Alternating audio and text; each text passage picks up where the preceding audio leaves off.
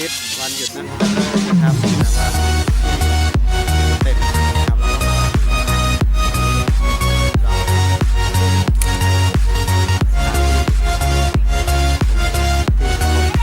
รู้จักกันในนามของลิฟต์ไทย อันนี้อยู่ไหนคะ อยู่ในเคบินเลยเรามาดูกันรีสอร์ทที่พัก ราคาเท่าไหร่คะ ราคาจะไม่ถึง3,300 บาทต่อคืน2 คน ไหวไหม นี่คือที่เล่นน้ำมีสถานที่ว่ายน้ำตอนเย็นๆนะครับเยอะมากนะครับที่จะเป็นจองพักอย่างน้อย5 เดือนจองไว้รับรองไม่ผิดหวังนะครับ จ๊าบ ครับผมเดี๋ยวเราจะเดินที่เล่นน้ำแล้วก็ที่พักนะครับถ้าอยากรู้ว่าเป็นยังไงมา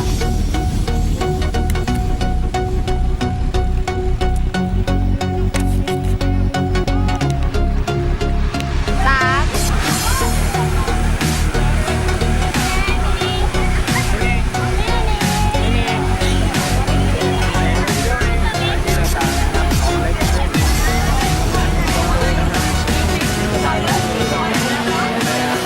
่นน้ำแล้วก็ที่พักสวยไหมครับถ้าสวยก็ลองแวะมาชมเลย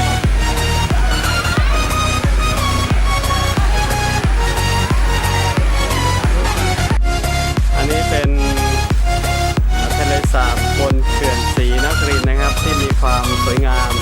มีรีสอร์ทบ้านพักนะครับเป็นห้องแอร์นะครับสบายนะครับมีแม่น้ำที่ใสสะอาดนะครับตามรอบๆนี้นะครับนี่คือบ้านพักนะครับของรีสอร์ทอันนี้บ้านพักดารานะครับเป็นบ้านพักที่กันเราค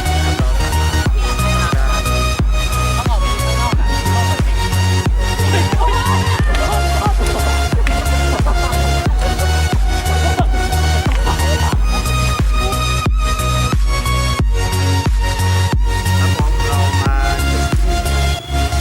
เราสัญญาว่าเราจะรักป่าเท่าชีวิตคือป้ายอุทยานแห่งชาติเอราวัณเป็นป้ายขนาดใหญ่ที่นักท่องเที่ยวเวลามาเที่ยวน้ำตกนะครับก็จะเห็นตรงนี้นะครับเดี๋ยวเราไปเที่ยวน้ำตกกันประมาณ500 เมตรจะถึง1 กิโลครับบอกไว้นะครับเป็นชั้นที่ 1 ชั้นที่ 2 ชั้นที่ 3 ชั้นที่ 4 ชั้นที่ 5 ถึงชั้นที่ 7ระยะทางก็ประมาณ1,520 เมตรนะครับก็กิโลกว่านะครับแต่ว่าต้องเดินเขาเดี๋ยวเราไปชมน้ำตกกันนะครับส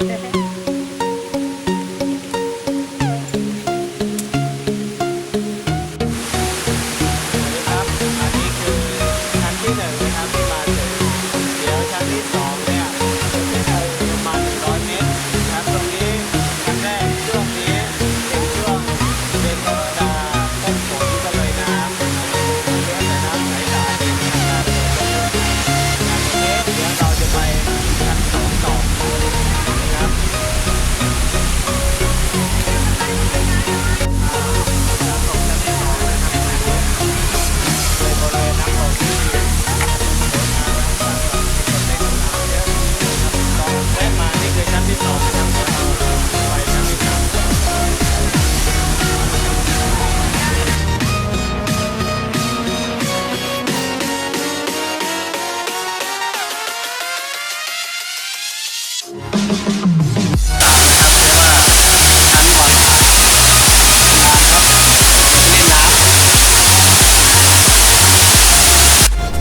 อย่าลืมนะครับ เรามาแวะเที่ยวน้ำตกแม่ขมิ้นนะครับ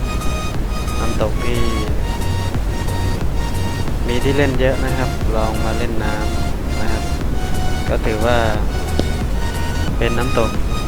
ที่ใสสะอาดแล้วก็มีคนมาเที่ยวเยอะนะครับ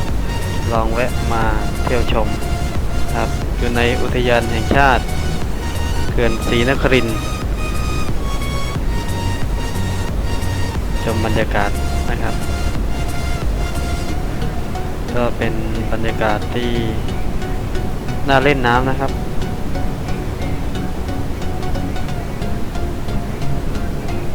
สวยงามนะครับ